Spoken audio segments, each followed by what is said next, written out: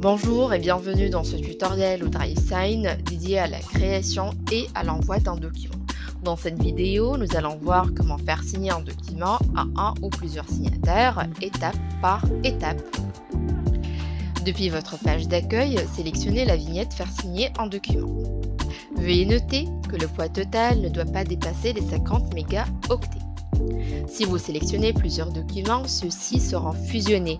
Si vous souhaitez que chaque document soit signé séparément, sans fusion c'est-à-dire, utilisez la fonctionnalité de l'IAS. Pour un rendu optimal, je vous recommande d'importer vos documents au format PDF. D'autres formats sont également acceptés, tels que le Word, Excel et PowerPoint. Cliquez sur le bouton Ajouter ou glisser-déposer votre document ou vos documents. Voici les étapes d'une transaction. Étape numéro 1, ajoutez vos documents. Étape 2, personnalisez vos documents. Étape 3, gérez vos participants. Sur l'étape numéro 1, si vous le souhaitez, le panneau latéral droit vous permet d'ajouter d'autres documents à votre transaction pour les fusionner. Cliquez sur le signe plus pour ajouter d'autres documents. Vous pourrez également les réorganiser par glisser-déposer pour définir leur ordre d'apparition. Vous pouvez bien sûr supprimer un document de votre liste. Vous pouvez renommer votre document depuis le volet latéral gauche. Pour ajouter une annexe ou la collecter auprès d'un signataire, cliquez sur le bouton Gérer les annexes. Attention! Les annexes ne sont pas signées, mais elles sont liées à la transaction et au dossier de preuve. Vous avez une taille maximale de 100 mégaoctets. Cliquez sur Ajouter et importez le document de votre choix. Cliquez sur Collecter pour demander une annexe lors de la signature à distance. Renseignez les informations relatives à la collecte, le nom, le type, la taille, le nombre de fichiers et le statut obligatoire. Si l'ajout de l'annexe est obligatoire, le signataire devra la joindre avant de pouvoir signer le document. Sans cela, la signature restera bloquée. Si la collecte n'est pas obligatoire, le signataire pourra signer le document sans avoir ajouté l'annexe. Cliquez sur le bouton Valider pour enregistrer votre collecte, puis vous fermez la fenêtre. Passez à l'étape 2 si votre document nécessite une personnalisation plus poussée avec les Smart Fields, comme l'ajout de pavés de signature, l'insertion d'informations relatives au signataire ou utilisateur, et l'ajout de zones de texte à compléter par le signataire lors de la signature à distance. Je vous invite à consulter une autre vidéo tuto dédiée à cette thématique, intitulée « Personnaliser mon document avec des Smart Fields » qui détaille toutes les étapes à suivre. Passez à l'étape 3. Votre annuaire signataire s'ouvre automatiquement. Vous pouvez fermer votre annuaire signataire pour renommer votre document, pour choisir une politique de relance, pour activer la contre-signature automatique si vous avez le rôle du manager, c'est-à-dire vous pouvez valider les transactions. Vous souhaitez activer la contre-signature automatique, donc activez ce bouton. C'est-à-dire le document sera automatiquement validé et contre-signé une fois le processus de signature terminé. La contre-signature correspond à la signature de votre entité juridique, c'est-à-dire votre organisation. Elle sera apposée après celle des signataires afin de finaliser et valider officiellement le document. Vous allez maintenant définir le workflow ou processus de signature. Les prévalideurs, ils recevront l'un après l'autre un email pour prévalider le document avant qu'il ne soit envoyé au signataire. Je précise, cette étape est facultative, vous pouvez ne pas envoyer des prévalideurs.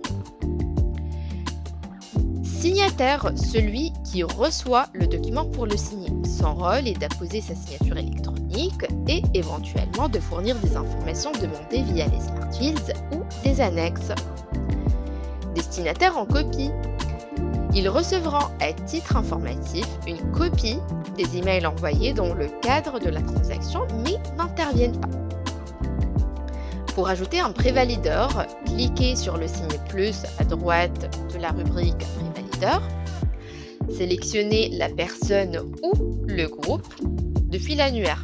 Si vous souhaitez gérer votre annuaire signataire, ajout de nouvelles personnes ou groupes, une autre vidéo intitulée Gérer mon annuaire signataire vous détaille toutes les étapes à suivre. Si cette personne ne figure pas dans l'annuaire, vous pouvez l'y ajouter en cliquant sur Créer un nouveau prix valideur, créer un groupe ou importer une liste. Si vous allez sélectionner un groupe, vous pouvez choisir le processus de signature.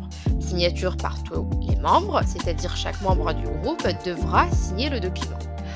Ou signature par un seul membre, c'est-à-dire un seul utilisateur ou un seul membre du groupe pourra signer au nom de l'ensemble du groupe.